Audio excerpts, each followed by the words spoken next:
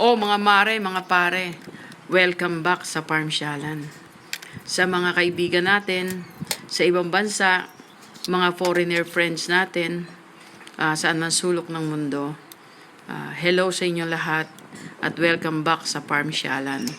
Ngayon, itong ating grass cutter, nagka-problema. Kahapon lang ginagamit ito, kanina ngayon, ayaw nang umandar, hard starting. So, nag-decide ako na buksan siya at ang isip ko baka yung madumi lang yung carburetor niya, yung carburetor niya baka madumi. So, maraming bumabara kaya ayaw tumuloy yung andar. So, yung tauhan natin kasi dapat mag-grass cutter siya ngayon. So, nung ayaw umandar itong grass cutter natin, nagpatanim na lang ako sa kanya ng mulberry para hindi naman masayang yung oras niya. At ako na lang yung nag-decide na maglinis nitong grass cutter natin. At ang number one na nasa isip ko na madumi yung carburetor. So ito, binubuksan natin siya at lilinisin natin siya sa gasolina para mawala at mahugasan yung mga dumi na bumabara doon sa loob ng carburetor. So yan mga mare, mga pare. To all my friends, please watch this video. Bye for now.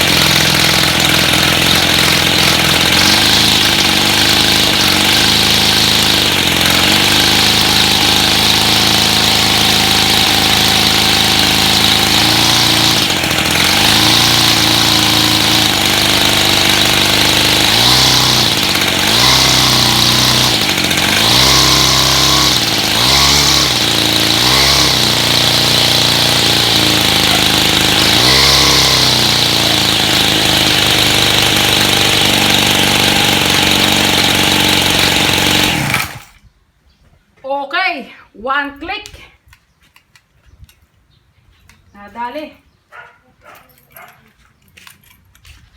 Sambira. So, ayan mga mare, mga pare. Madumi lang pala yung carburetor niya, yung carburetor. So, nung binuksan natin at nilinis natin siya sa sa gasolina, binalawan natin maraming maraming mga kulili. Maraming dumi ito. Yan. Ayan yung mga dumi. Ito yung mga nakuha natin ng mga dumi doon sa carburetor niya. So yun yung humaharang doon sa sa karayom niya para mahirap start. So yun. So kaya yung tauhan natin pinagtanim muna natin ng mulberry kasi nga ayaw gumana tong grass cutter natin. So ngayon meron naman tayong mga gamit na pambukas. So yan. So pagka kasi ako minsan nung mga una-una akong gumagamit ng grass cutter, yung pag nagpapagawa ako, nanonood ako dun sa gumagawa. Pinapanood ko tapos tinatandaan ko kung ano yung mga binubuksan. So yan. So ngayon, naglakas loob tayo na buksan ito. At meron naman tayo mga tools. Ito yung ating mga tools na So yan. Meron tayong mga tools dito. So malaking tulong na na meron tayong gamit na pambukas.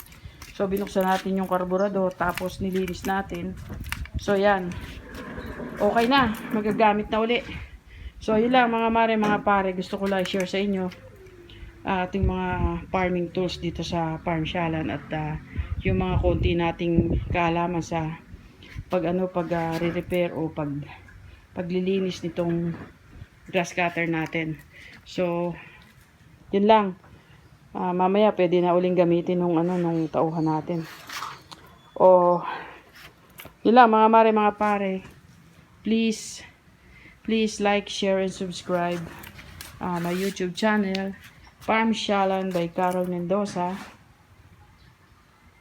God bless. Bye for now. Ingat.